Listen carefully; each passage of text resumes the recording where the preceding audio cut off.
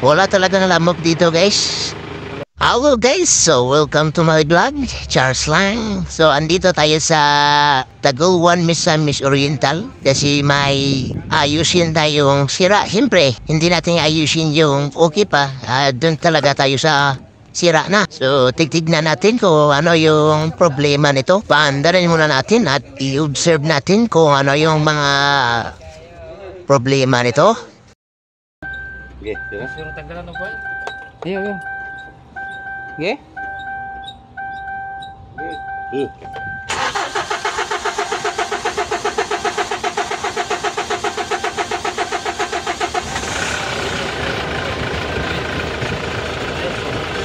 Medyo matagal siyang umandar, no? Kurug. Kurug,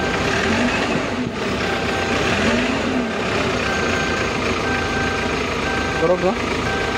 At medyo palyado yung engine natin. Dito tayo sa likuran at titignan natin yung tambutso kung may lamok ba dito. Okay. Wala. Wala namang lamok dito kasi mausok dito sa likod. So, try natin ulit.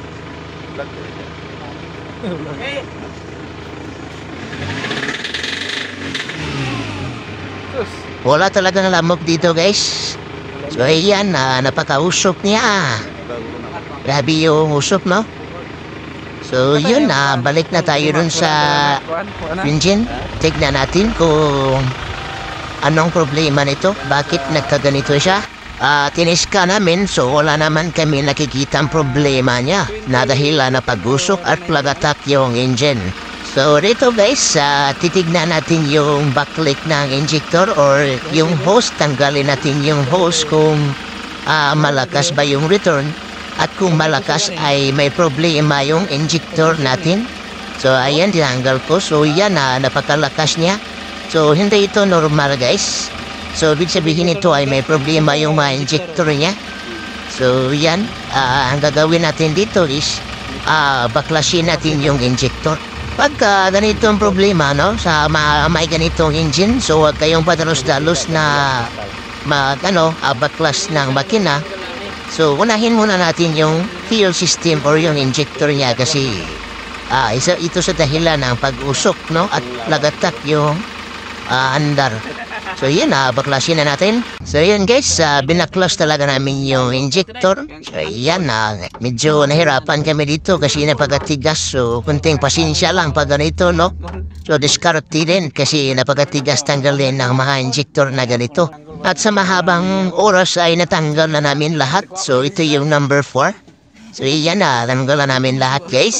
So yun, dalhin natin sa shop para matest natin kung saan ba dito yung problema. So let's go. So pagdating doon guys, agad kong tinitest lahat. So dito muna sa tester. So yan, okay ito. At yung number 2 at saka 3 ay okay din. Dito na tayo sa number 4 guys. So titignan natin kung malakas ba. So ayan, lakas tumulo yung return guys. So ito yung dahilan ng pag-usok at pag-attack na engine natin. So, ibig sabihin ito ay backlight yung number 4. So, yun lang pagkatapos dito ay i-repair natin. So, let's go! So, yun guys. So, pagkatapos natin ma-repair or ma-rebuild yung injector ay tinitest na natin. So, dito tayo sa kanyang dita. Titignan natin dito kung okay na ba yung test niya.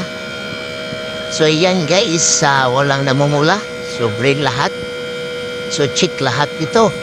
So goods na ito guys. Sobrang baba ng rate na niya, 7.4 na. So yun, pagkatapos dito ay ikabit na natin at malaman natin kung maging okay na bang unit. So kung wala na bang ibang problema doon. So let's go, tanggalin na natin. Andito na tayo sa unit guys. So ito na lahat. So isa lang yung problema nito.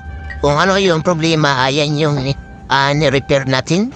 Fast forward na tayo guys kasi mahababa na yung video natin. So try natin paandarin kung maging okay na ba ito at wala na ba ang problema nito. So let's go!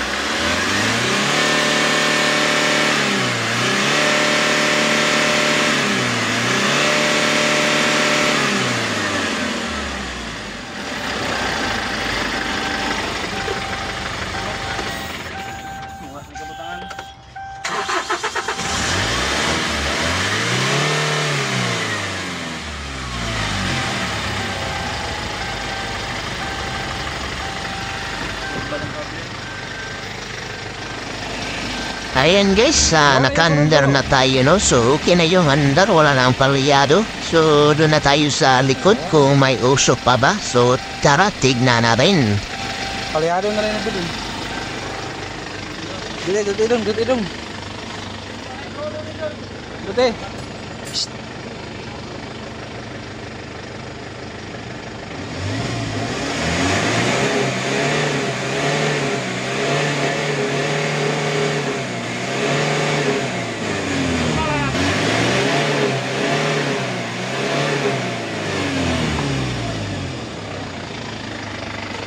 Kira! Yung palagan! Butang sa bangko sa ilag. Panagan para maglingan. Donggats! Bustik. So yun guys, kita natin na wala nang mausok at wala nang lagatak. Okay na rin yung under, wala nang palyado. So yun, goods na goods. So yun lang, salamat sa nanonood and please share and follow.